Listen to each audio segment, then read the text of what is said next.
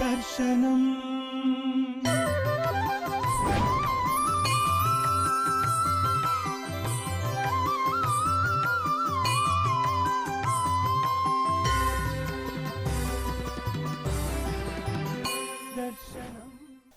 ఓం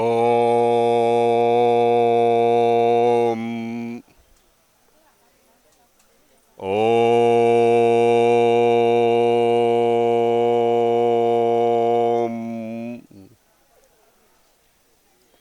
ఓం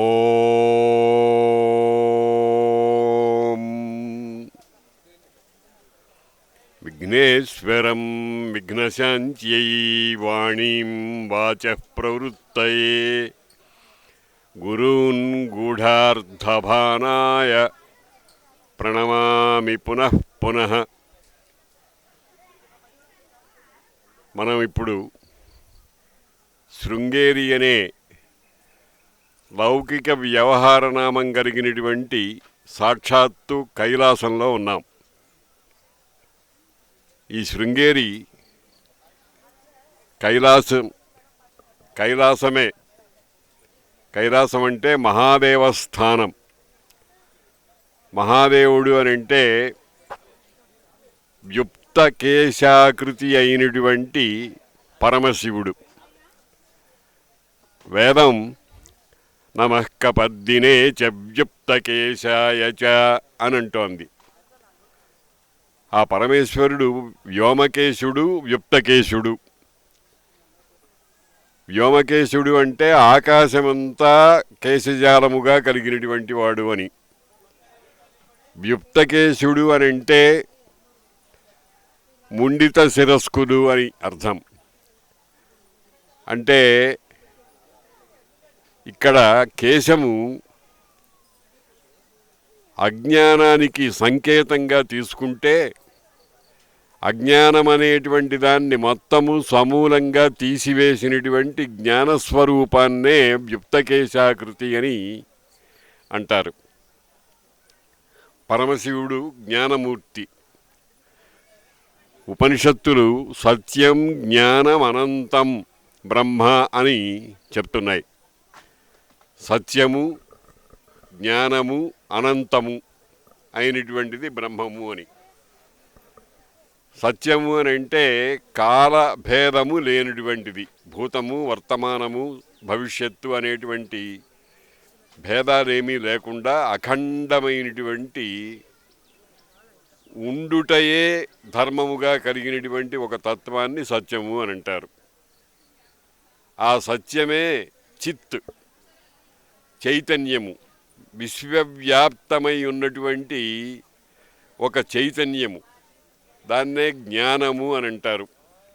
జ్ఞానము అంటే మోక్షే ధీర్ జ్ఞానం అన్యత్ర విజ్ఞానం శిల్పశాస్త్రయో అని నిఘంటువులు చెబుతున్నాయి. మోక్షములో బుద్ధిని జ్ఞానము అని అంటారు. జ్ఞానము అంటే తెలుసుకోవటం. దేన్ని తెలుసుకోవటము అంటే ఇప్పుడు తెలిసి మళ్ళీ కాసేపు అయిన తర్వాత అక్కర్లేదు అనుకునేది తెలుసుకోనక్కర్లే. ఏది తెలుసుకుంటే సర్వము తెలుస్తుందో దానిని జ్ఞానము అని అంటారు. ఈ సత్యము, జ్ఞానము అనేటువంటిది అనేదాని యొక్క పర్యవసానం. అంటే ఈ రెండూ కలిసి లీనమయ్యేటువంటి మూడవ స్థితి ఆనందము. దాన్నే అనంతము అంటారు. ఆ ఆనందము అనేటువంటిది మనం అందరం కూడా వాడుతూ ఉంటాం. నాకు చాలా ఆనందంగా ఉంది, బ్రహ్మానందంగా ఉంది అని. కానీ ఆనందము అనే దానికి అర్థం ఏమిటంటే సాక్షాత్తు పరమాత్మయే. ఆ పరమాత్మ అనుభూతి కలిగటాన్నే ఆనందము అంటారు. మనం లోకంలో అనేకమైనటువంటి వస్తువులను చూస్తూ ఉంటాం, అనేకమైన వస్తువుల్ని రుచి చూస్తూ ఉంటాం, అనేకమైనటువంటి విషయాన్ని వింటూ ఉంటాం, అనేక స్పర్శలు మనకు కలుగుతూ ఉంటాయి. ఇవన్నీ కూడా సుఖము అనేదానికి సంబంధించినటువంటివి. విషయములతో ఇంద్రియములకు కలిగేటువంటి సంపర్కం వల్ల కలిగేదాన్ని సుఖము అంటారు. కానీ ఆ విషయేంద్రియ స్పర్శ లేకుండా సర్వ విషయ అతీతమైనటువంటి పరమాత్మతో ఎప్పుడైతే మనకు సంబంధం కలుగుతుందో అప్పుడు కలిగేదాన్ని ఆనందము అని అంటారు. సత్యము, జ్ఞానము, అనంతము, ఆనందము అనేటువంటివి బ్రహ్మలక్షణాలు. ఆ బ్రహ్మలక్షణాలని పొందటం అనేటువంటిది మానవుడు చేయవలసినటువంటి పని. బ్రహ్మానుభూతి అంటారు దాన్ని, బ్రహ్మానందానుభూతి అంటారు.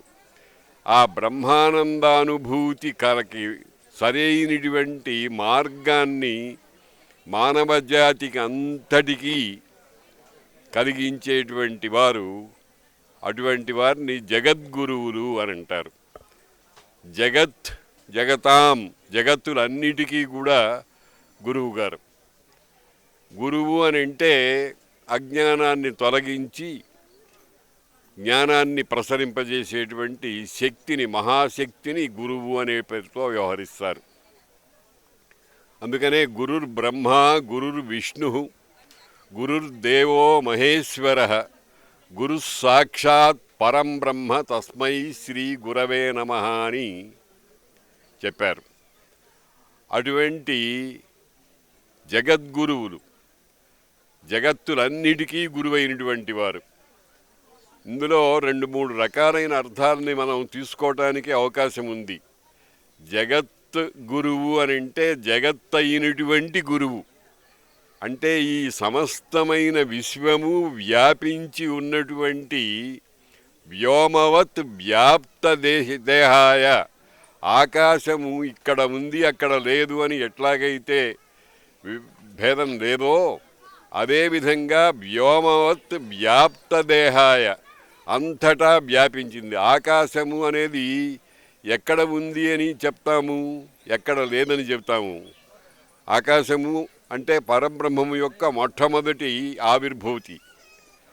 అదిగో ఆ విధంగా వ్యోమవత్ వ్యాప్త దేహాయ అని దక్షిణామూర్తి వారిని అంటారు. అటువంటి జగద్గురువులు మనకు మన భాగ్యం చేత ఇక్కడ అందరికీ దర్శనమిస్తున్నారు. ఈ దర్శనము అమోఘ దర్శనము అని అంటారు. అమోఘము అంటే వ్యర్థము కానిది. లోకంలో మనం అనేకమైనటువంటి విషయాన్ని చూస్తూ ఉంటాం. అవన్నీ కూడా ఒక కంటితో చూస్తూ ఇంకో కంటితో వదిలిపెట్టేస్తూ ఉంటాం. కానీ ఈ దర్శనం మాత్రం, ఈ జగద్గురు దర్శనం మాత్రం అది లోపలికి వెళ్ళి హృదయములో ఒక మాట అంటారు, ఈశ్వరః సర్వభూతానాం హృద్దేశే అర్జున తిష్టతి భ్రామయన్ సర్వభూతాని యంత్రారూఢాని మాయయా అని. మన హృదయంలో ఈశ్వరుడున్నాడు. మనం చేయవలసిన పనుల్లో ఏమిటంటే ఈశ్వరుడు ఉన్నాడు అనేదానిని తెలుసుకోవటం, ఆ తెలుసుకుని ఈశ్వరుడు ఇచ్చినటువంటి ప్రసాదాన్ని మనం ఉపయోగించుకొని జన్మరాహిత్యము అనేటువంటి దాన్ని సంపాదించటం. దానికి జగద్గురువులు మనకు చేయూతనిస్తారు. జగద్గురువులు మనకు వారు ఏమీ ప్రత్యేకించి ఉపదేశాలు, మంత్రాలు మొదలైనటువంటివన్నీ ఏమీ చెప్పనక్కర్లేదు. చెప్తే వాటిని మనం ఉపాసన చేసుకుంటే ఇంకా మహాభాగ్యం. కానీ దర్శనం చాలు. వారి పాదాలని చూస్తే, వారి ముఖారవిందంలో నిరంతరము కలిగేటువంటి ఆనంద రేఖల్ని మనం దర్శించుకుంటే పరబ్రహ్మ సాక్షాత్కారం అవుతూనే ఉంటుంది. మనము ఈ పరిసరాల్లో మహాసన్నిధానం వారిని నిరంతరము చూస్తూ ఉంటాం. ఆ చూస్తూ ఉన్నప్పుడు కలిగేటువంటి ఆనందం అనేటువంటిది విషయేంద్రియ సంయోగం వల్ల కలిగినటువంటి సుఖము కంటే చాలా రెట్లు పైది. దాన్నే బ్రహ్మానందం అంటారు. అటువంటి మహాద్భుతమైనటువంటి అవకాశం ఈ కాలంలో మనకు లభించడం అనేటువంటిది మనం ఎన్నో జన్మలు చేసినటువంటి తపస్సు యొక్క ఫలితం అని అనుకోవాలి. భగవద్గీతలో ఆ మాట చెప్పారు, బహూనాం జన్మనామంతే జ్ఞానవాన్ మాం ప్రపద్యతే వాసుదేవ సర్వమితి స మహాత్మా సుదుర్లభ అన్నారు భగవంతుడు.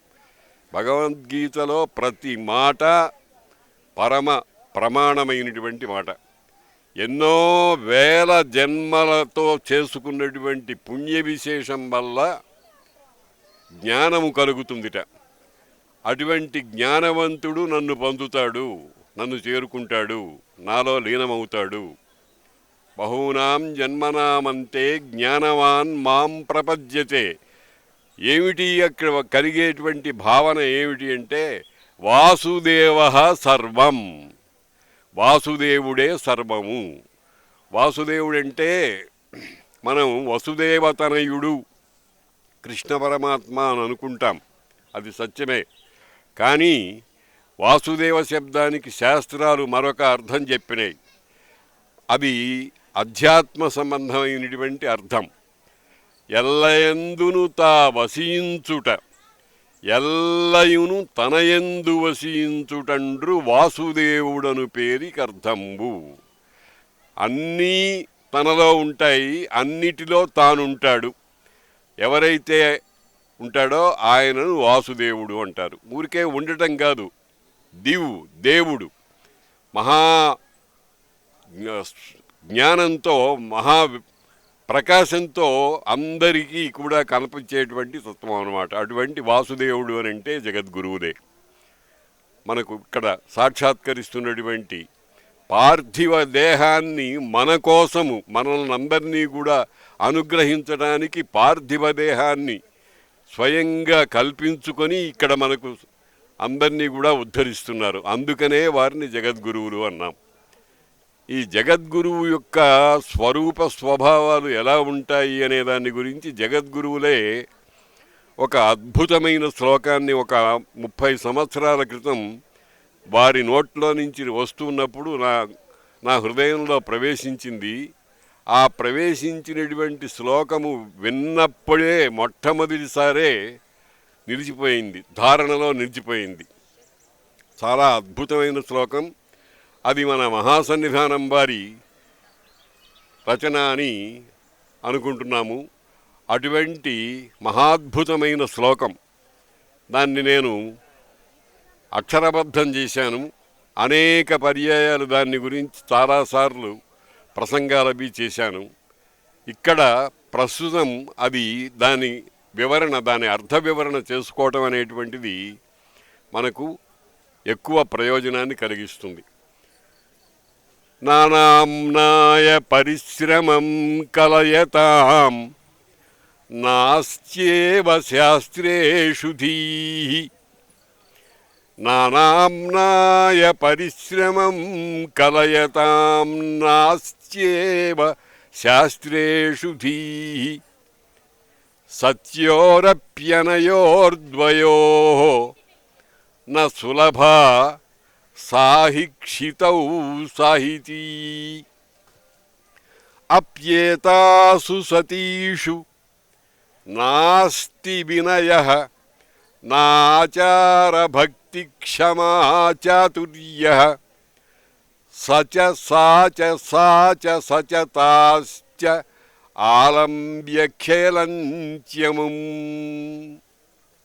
ఇది మన మహాసన్నిధానం వారు సుమారు 30 సంవత్సరాల వెనకాల ఒక ప్రసంగంలో అనంతపురంలో వారి ముఖారవిందం నుంచి వెలువడినటువంటి ఒక మంత్రం. ఇది చాలా అద్భుతమైనటువంటిది. ఇందులో ప్రతీయమానాత్మకంగా జగద్గురువు అనేటువంటి వాళ్ళు ఎలా ఉండాలి, ఎలా ఉంటారు అనేటువంటి దాన్ని చెప్పడం. నానామ్నాయ పరిశ్రమం. ఆమ్నాయములు వేదములు, అనేకమైన వేదాలున్నాయి. అనంతావై వేదాహ అంటోంది శాస్త్రం. వేదములు అనంతంగా ఉన్నాయి. అందులో ఇప్పుడు మనకు లభించేటువంటివి ఋగ్వేదము, యజుర్వేదము, సామవేదము, అధర్వణ వేదము అనేవి. అవి కూడా అసలు వేదముల రాశిలో నుంచి 3 పర్వతాలుగా ఉంటే 3 పిడికిళ్ళుగా వచ్చినాయిట. కథ ఉంది, దానికి సంబంధించిన ఇతిహాసం ఉంది. అటువంటి నానామ్నాయ పరిశ్రమం, వేదాల్లో కృషి చేయాలి. వేదము కృషి అనేటువంటిది తక్కినటువంటి విద్యల్లాంటి కృషి కాదు. వేదం అనేటువంటిది చాలా, ప్రతి అక్షరము, వేదానికి 6 లక్షణాలున్నాయి. వర్ణము, స్వరము, మాత్ర, బలము, సామము, సంతానము అని ప్రతి అక్షరానికి సంబంధించి దీన్ని శిక్ష అంటారు. అటువంటి శిక్షలో 6 లక్షణాలు ఉండాలన్నారు. ఆ 6 లక్షణాల్లో ఏ లక్షణము లోపించినా కానీ వేదానికి వేదత్వం ఉండదు. వర్ణము ఆ, ఈ మొదలైనటువంటివి, స్వరము ఉదాత్త అనుదాత్త స్వరితములు అనేటువంటివి, మాత్రలు హ్రస్వము దీర్ఘము ప్లుతము అనేటువంటివి, బలము అల్పప్రాణము మహాప్రాణము అనేటువంటిది. కా అనేది ఉందనుకోండి అల్పప్రాణం అంటారు, ఖ అనేది మహాప్రాణం అంటారు. తర్వాత బలం వర్ణ స్వర మాత్ర బలం. సామ అంటే ఒకే స్థాయిలో వర్ణాలని ఏది ఏ స్థాయిలో పలకాలో దాన్ని పలకటం. సంతానము అంటే అవిచ్ఛిన్నత. ఈ 6 లక్షణాలతో కూడినటువంటి దానిని మంత్రము అంటారు, అది వేదము. ఈ వేదము అనే దానికి పెద్దవాళ్ళు ఏమర్థం చెప్తారంటే, ఇష్టప్రాప్త్యనిష్ట పరిహారయోహో యో అలౌకికముపాయం వేదయతి సవేదః అని. ప్రతి జీవికి ఇష్టము అనిష్టము అని 2 ఉంటాయి. ఇష్టము అంటే కోరబడేది, అనిష్టము అంటే వద్దనుకునేది. ఏది మనము కావాలి అని త్రికరణ శుద్ధిగా కోరుతామో, కోరిన తరువాత పొందితే అది మనకు ఆనందాన్ని కలిగిస్తుందో దాన్ని వేదము అంటారు. దానికి విభిన్నంగా ఉండేదాన్ని అనిష్టం అంటారు.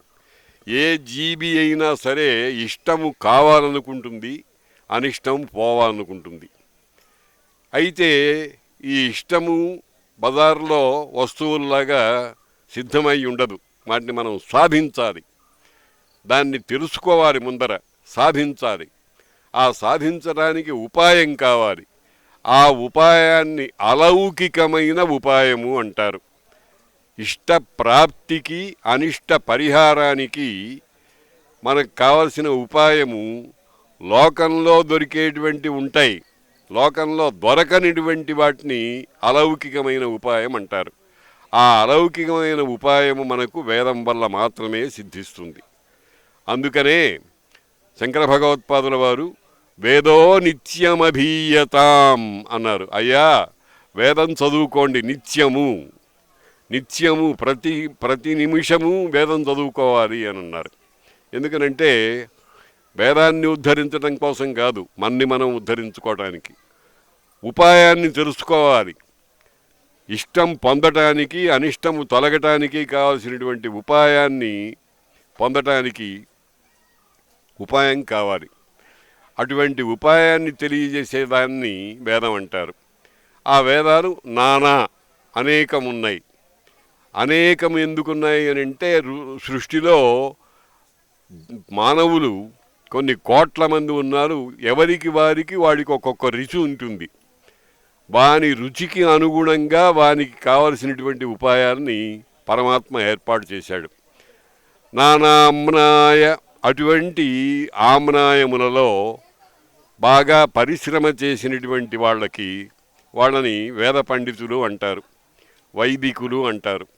వాళ్ళు అనేకమైనటువంటి మార్గాల ద్వారా ఆ వేదాన్నంతటినీ కూడా తాము అవగతం చేసుకొని తాము ఆ ప్రయోజనం పొంది స్వయం తీర్త్వా పరాన్ స్థారయతి అని అన్నారు.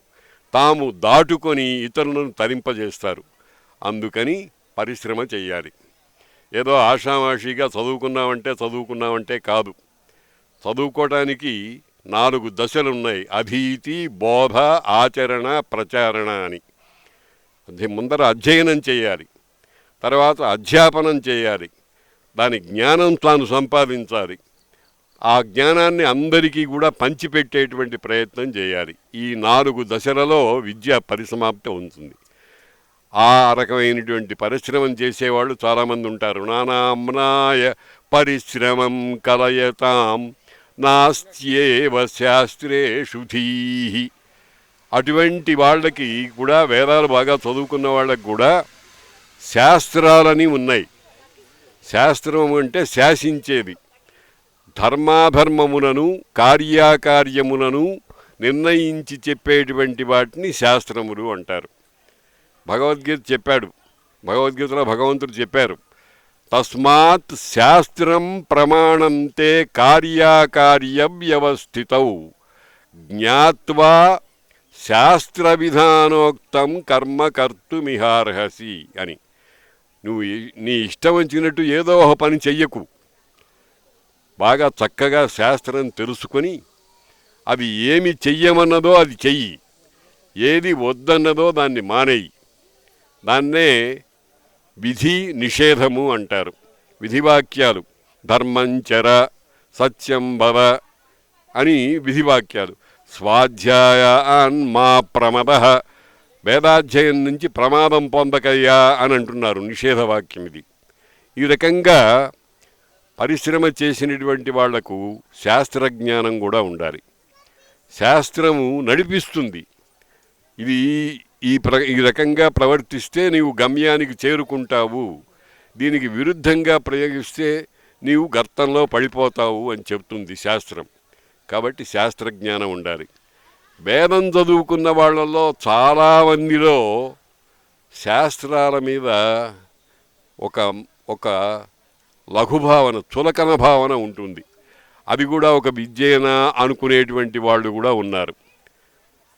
మా జగద్గురువులు ఏం చెప్తున్నారంటే, వేద పాండిత్యం ఒక్కటే ఉంటే చాలదు, శాస్త్రజ్ఞానం కూడా ఉండాలి.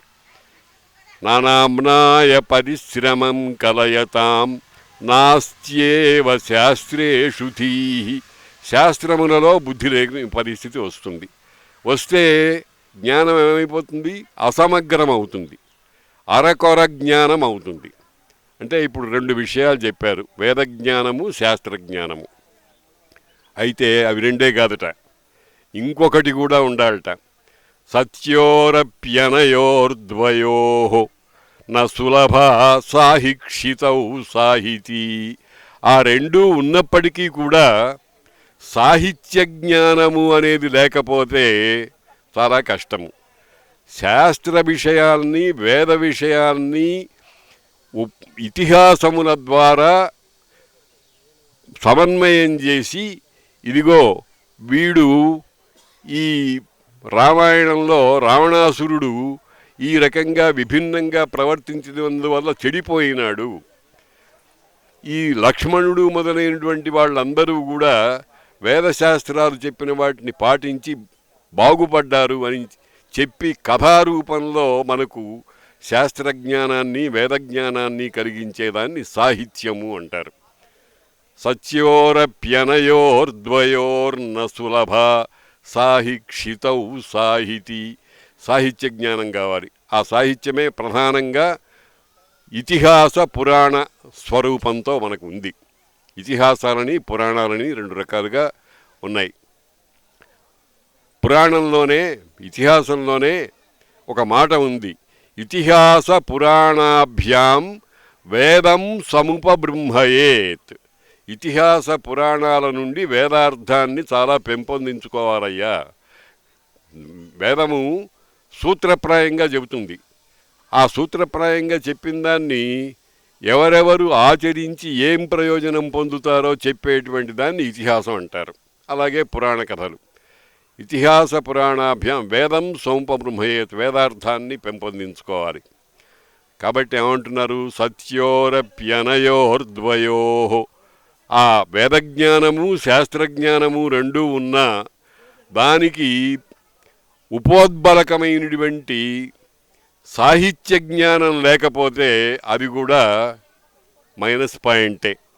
సత్యోరప్యనయోర్ద్వయోర్న సులభ సాహిత్యౌ సాహితీ. భూమిలో సాహిత్య జ్ఞానం అనేటువంటిది లేకపోయినట్లయితే వేదశాస్త్రముల యొక్క జ్ఞానము పరిమితమైపోతుంది, తగ్గిపోతుంది, ఒక్కొక్కసారి తప్పుదారి పట్టించేది అవుతుంది.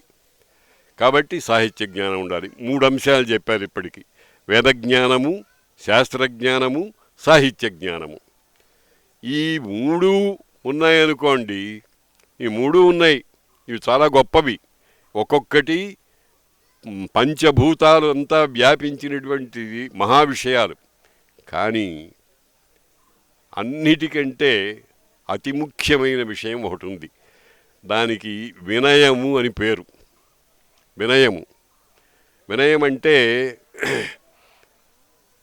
నేను నేర్చుకోవాల్సింది చాలా కొంచెమే అయినది, ఇంకా పర్వతాయమానంగా చాలా ఉన్నది అనేటువంటి భావన, దాన్ని వినయము అంటారు. వినయము అంటే శాస్త్రాదులలో చెప్పినటువంటి దానిని ఆచరించటంలో కూడా ఉండేటువంటి ప్రజ్ఞను కూడా వినయము అనే అంటారు. కాబట్టి తరువాత ఏమంటున్నారంటే జగద్గురువులు, అప్యేతాసు సతీషు, వేదజ్ఞానము, శాస్త్రజ్ఞానము, సాహిత్య జ్ఞానము ఈ 3 ఉన్నప్పటికీ కూడా నాస్తి వినయ, వినయం లేదనుకోండి, ఇవన్నీ బూడిదలో పోసిన పన్నీరు అయిపోతాయి. వాటి విలువ గొప్పదే, కానీ మనం ఏదో చక్కగా అమృతప్రాయంగా తల్లి గుజ్జుగా అన్నం వండి పెట్టి పిల్లవాడి మూతి చంకలో వేసుకుని అన్నం పెడుతుంది, పిల్లవాడికి పెడుతూ ఉంటుంది. ఆ పెట్టేటప్పుడు చూస్తుంటే సాధారణంగా పిల్లలందరూ గబక్క నోరు తెరవరు, ముఖం ఇట్లా పెడతారు. మన దౌర్భాగ్యం కూడా అట్లాగే ఉంది. అక్కడ వేదం ఉంది, మహా ఆహారం, శాస్త్రాలున్నాయి మహాజ్ఞానానికి సంబంధించినటువంటివి, సాహిత్యం ఉంది వాటన్నిటికీ సంబంధించినటువంటి సమన్వయం చేసేటువంటి వాంగ్మయం. కానీ వాటిని ఎలా వినియోగించుకోవాలో తెలియనిటువంటి దురహంకారం ఒకటి ఉంది. దాన్నే వినయము లేకపోవటం అంటారు. అదే చెప్పారు శ్లోకంలో, నాస్తి వినయ. తర్వాత అతి ముఖ్యమైనటువంటి విషయం ఆచారం. ఆచారము అని అంటే మామూలుగా లోకంలో మడిగట్టుకోవటం, భోజనం చేసేటప్పుడు ఏవో కొన్ని నియమాలు పాటించటం, ఇవి అనుకుంటున్నాం. అవి కాదు అని నేను అను. కానీ అసలు శాస్త్రాల్లో చెప్పినటువంటి ఆచారము అనేటువంటి మాటకు అర్థం ఏమిటంటే, తెలుసుకున్న జ్ఞానాన్ని, తెలుసుకున్న శాస్త్ర విషయాన్ని ఆచరించి చూపినప్పుడే అది ధర్మం అవుతుంది. విష్ణు సహస్రనామంలో చాలా స్పష్టంగా చెప్పారు, ఆచార ప్రభవో ధర్మ, ధర్మస్య ప్రభురచ్యుత. నువ్వు నేర్చుకున్నటువంటివన్నీ కూడా నాకు మనుస్మృతి అంతా కంఠస్థంగా వచ్చండి, పరాశర స్మృతి నేర్చుకున్నానండి, భారతం అంతా చాలా చక్కగా చదువుకున్నానండి అని ఒక్కొక్కడు తనకేదో కొమ్ములు వచ్చినట్టుగా మాట్లాడుతూ ఉంటాడు. కానీ వజ్జల పుచ్చకాయ అని ఒక సామెత ఉంది తెలుగులో. వజ్జల పుచ్చకాయ అంటే అర్థం ఏమిటంటే, ఒక మహాపండితుడు చక్కగా అందరికీ 1000 మందికి ఉపన్యాసం చెప్పాడు, పురాణం చెప్పాడు. అందులో ప్రస్తావన వశంగా, అయ్యా పుచ్చకాయ తినకూడదండి మీరు అని మాట అన్నాడు. అది ఒక రకమైనటువంటి తామస గుణాన్ని కలిగిస్తుంది అని చెప్పాడు. వెళ్ళిపోతున్నాడు, ఇంటికి వెళ్ళిపోతున్నాడు. శిష్యుడు పక్కగా ఉన్నాడు. బజార్లో పుచ్చకాయ కనిపించింది. ఒరే అది కొనుక్కురారా అన్నాడు. అయ్యా ఇప్పుడే కదా మీరు అక్కడ పుచ్చకాయ తినద్దన్నారు, ఇప్పుడు మళ్ళీ పుచ్చకాయ కొనుక్కురమ్మంట. అరే అవి వాళ్ళ కోసం రా, మన కోసం కాదు. ఇది చాలా దుర్మార్గమైనటువంటి పని. ఆచారము, నువ్వు ఏది చెప్పావో, శాస్త్రము ఏది చెప్పావో అది నువ్వు ఆచరించి చూపించినప్పుడే అది ధర్మం అవుతుంది. ఇతరులకు చెప్పడం కోసం చేసేదాన్ని ధర్మం అని అనరు. అందుకనే విష్ణు సహస్రనామంలో వ్యాసుల వారు ఆచార ప్రభవో ధర్మ, ఆచారము ఆచరించినప్పుడు మాత్రమే ధర్మము అనేటువంటిది వస్తుంది అన్నారు. కాబట్టి ఆచారం ఉండాలి, వినయం ఉండాలి, ఆచారం ఉండాలి, భక్తి ఉండాలి. భక్తి భజ సేవాయాం అని, భగవంతుణ్ణి చేరుకోవటానికి 4 మార్గాలున్నాయి.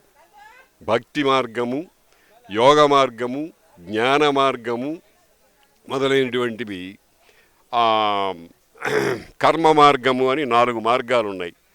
అందులో అన్నిటికంటే శాస్త్రకారులు ఏం చెప్పారంటే మోక్ష సాధన సామగ్ర్యాం భక్తిరేవ గరీయసి, మోక్షాన్ని సాధించడంలో భక్తి చాలా గొప్పది అని చెప్పారు. కాబట్టి భగవంతుని యందు అచంచలమైనటువంటి భక్తి భావన ఉండాలి. అంటే ఆయనే సర్వస్వము.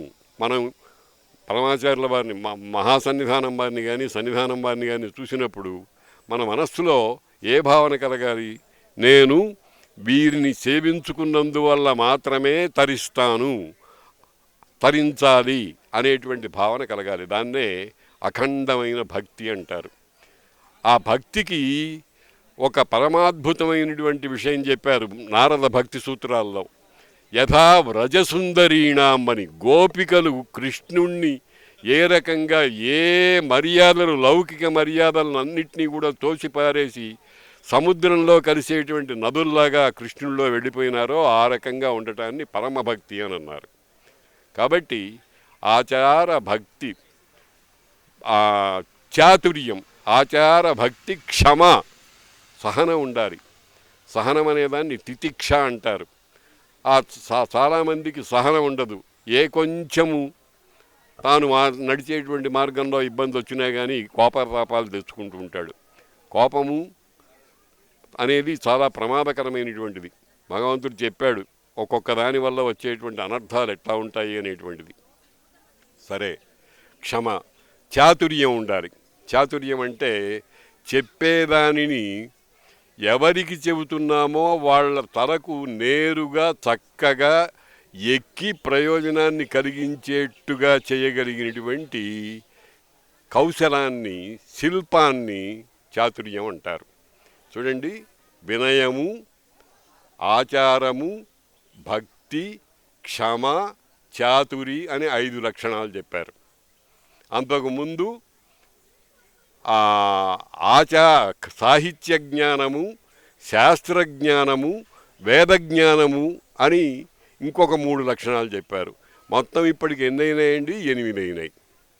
ఒక్కసారి సమీక్ష చేసుకుంటే వేదజ్ఞాన అవగతి, శాస్త్రజ్ఞానాలు బాగా పూర్తిగా పొందటం, సాహిత్యం అంతా కూడా చాలా చక్కగా చదువుకోవటం, రామాయణ భారత భాగవతాలు, కాళిదాసు కావ్యాలు మొదలైనటువంటివన్నీ కూడా అభ్యసనం చేయటం, ఇది 3వది. తర్వాత వినయం ఉండాలి, ఆచారం ఉండాలి, భక్తి ఉండాలి, ఓర్పు ఉండాలి, చాతుర్యం, నేర్పు ఉండాలి. ఓర్పు, నేర్పు ఇవన్నీ ఉండాలి. 8 లక్షణాలు చెప్పారు. నాచార భక్తి క్షమా చాతుర్య అని చెప్పి చివరికి దాన్ని ఉపసంహరిస్తున్నారు. సచ, సాచ, సాచ, సచ, తాశ్చ ఆలంబ్య ఖేలంత్యము. సచ అది వేదజ్ఞానం, సాచ శాస్త్ర పాండితి, సాచ సాహిత్య జ్ఞానం, సచ వినయము, తాహ ఆచార భక్తి క్షమా చాతురి అనేటువంటి లక్షణాలు. ఇవన్నీ కూడా అముం. ఇక్కడ ఈ శ్లోకంలో జగద్గురువులు చెప్పిన చాలా చమత్కారమైన విషయం చెప్పారు. ఎవరు అని చెప్పల, సర్వనామాన్ని వాడారు. వీరిని, వీరిని అని అన్నారు.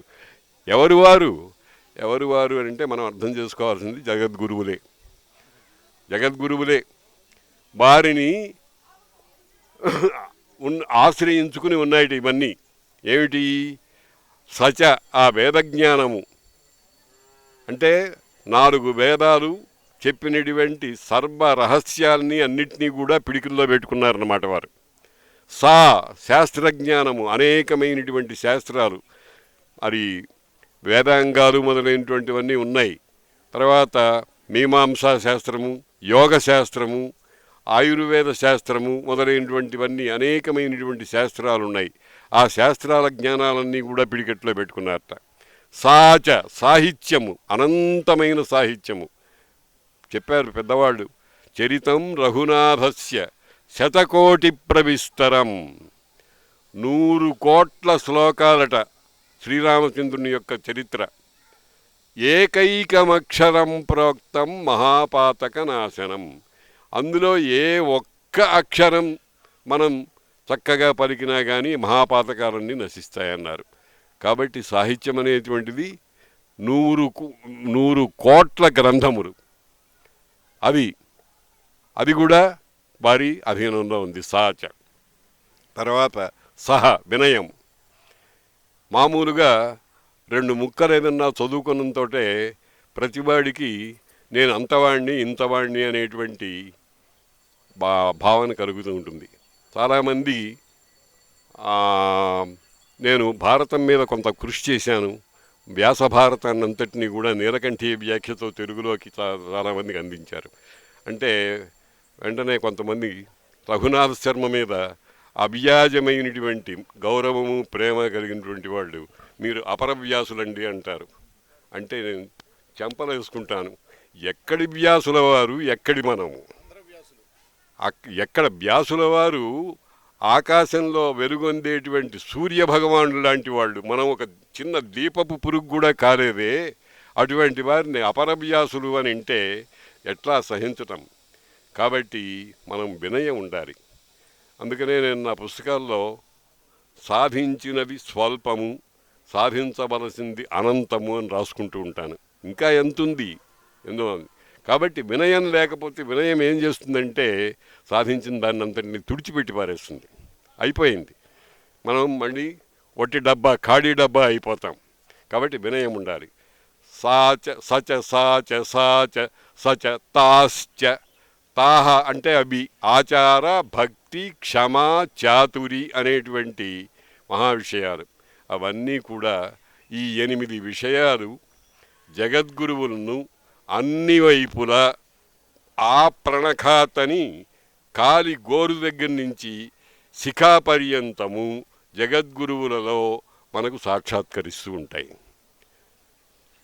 అవి అక్కడ ఊరికే ఏదో ఉండటం కాదు, ఆడుకుంటున్నాయట. చిన్న పిల్లవాడు తల్లి ఒడిలో కూర్చుని ఎట్లా ఆడుకుంటాడో ఆ రకంగా ఈ 8 మంది మహా విషయాలకు సంబంధించినటువంటి స్వరూపాలన్నీ కూడా ఆడుకుంటూ కూర్చున్నాయి అని అన్నారు.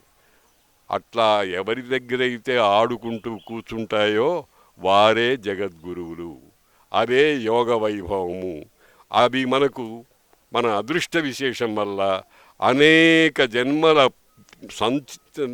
అయినటువంటి పుణ్య విశేషం వల్ల మనకు ఇప్పుడు భారతీతీర్థ మహాస్వాముల వారి రూపంలో, విధుశేఖర భారతీ మహాస్వాముల వారి రూపంలో మనకు ప్రత్యక్షంగా కనిపిస్తోంది.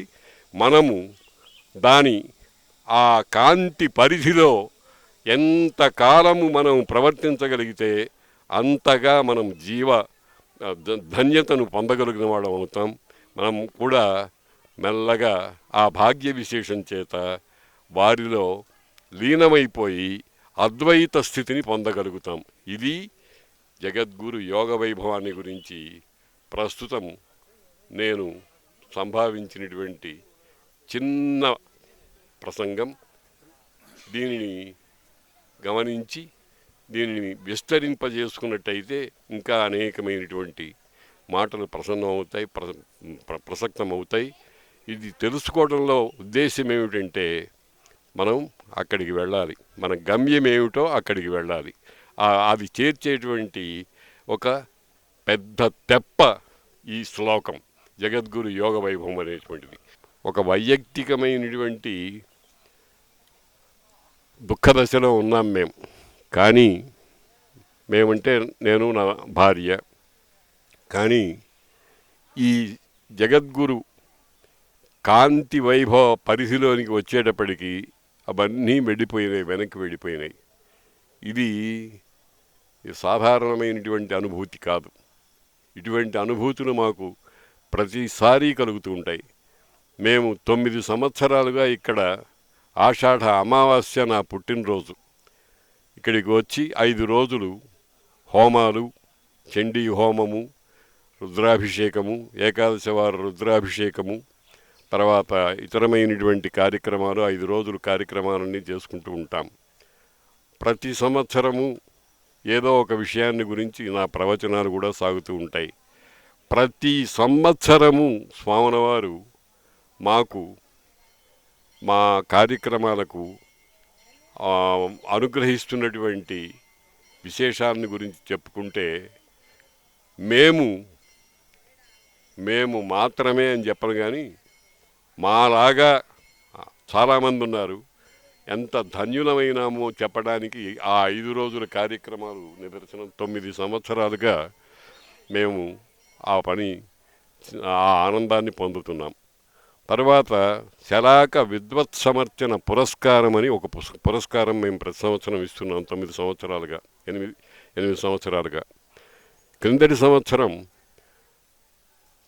మరి కుప్ప రామగోపాల సోమయాజులు గారికి ఈ ఆవరణలోనే మా పురస్కారం ఇచ్చాం. బిధుశేఖర భారతీ స్వామి వారు సన్నిధానం వారు ఆ కార్యక్రమంలో 4 గంటల సేపు నిశ్చలంగా అక్కడ కూర్చుని మమ్మల్ని అందరినీ కూడా ఆశీర్వదించారు. ఇటువంటి అనుభూతులు మాకున్నాయి. ఆ అనంతపురంలో శంకరమఠం నిర్మాణ దశలో అప్పుడు కూడా నాకు ఎక్కువ కార్యశీలత అక్కడ ఉండింది. దాన్ని మేము పొంది ఎంతో ఆనందం అనుభవించాం.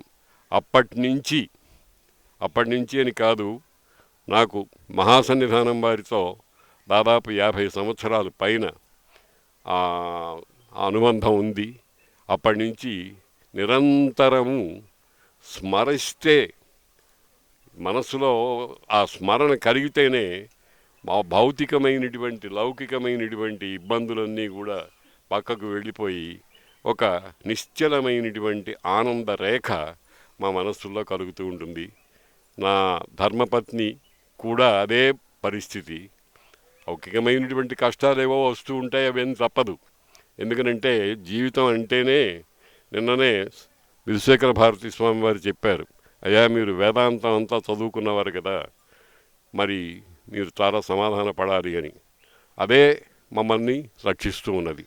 కాబట్టి మాకు స్వామివారితో అనుభవాలు అసంఖ్యాకంగా ఉన్నాయి. చాలా వాటిని నేను గ్రంథస్థం చేశాను, పుస్తకాలు రాశాను. శృంగేరికి సంబంధించి జగద్గురు శ్రీవిభూతి అని ఒక పుస్తకాన్ని, గురువందనం అనే ఒక పుస్తకాన్ని, మరొక పుస్తకాన్ని జగద్గురు యోగ వైభవం అనే ఒక పుస్తకాన్ని, 3 పుస్తకాల్ని ఇప్పటికీ సమాన ధర్ములని కూడా ప్రచోదన చేయడం కోసం రాశాను. అవన్నీ స్వామివారు చూశారు, ప్రత్యక్షరం చూశారు, చూచి వారి ఆమోదాన్ని తెలియజేశారు. అది ఒక మహాద్భుతమైనటువంటి భాగ్యం మాకు. కాబట్టి ఇటువంటి భాగ్యం కలిగినటువంటి వాళ్ళు ఇక్కడికి వచ్చిన ప్రతి వాళ్ళు అటువంటి వాళ్ళే. నాకు ఒక మార్గం తెలుసును కాబట్టి నేను అందులో ప్రవర్తిస్తున్నాను, మీరు మరొక మార్గంలో ప్రవర్తిస్తారు. వారు మా పుల్లయ్య గారు మొదలైనటువంటి వాళ్ళు, రామనాథం గారు మొదలైనటువంటి వాళ్ళు, వాళ్ళందరూ కూడా నేను గమనించింది ఏమిటంటే, ఈ శృంగేరి శారదాపీఠ ఆవరణలో వచ్చినటువంటి వాళ్ళ ముఖాల్లో ఎక్కడ ఎప్పుడు శోక రేఖ కానీ విచార వదనం కానీ ఎక్కడా కనపడదు. ఆనందం తప్ప ఇంకోటి కనపడదు. ఇంతకంటే ఏం కావాలి? కాబట్టి ఆనందైక నిలయం ఇది, ఆనంద సామ్రాజ్యం.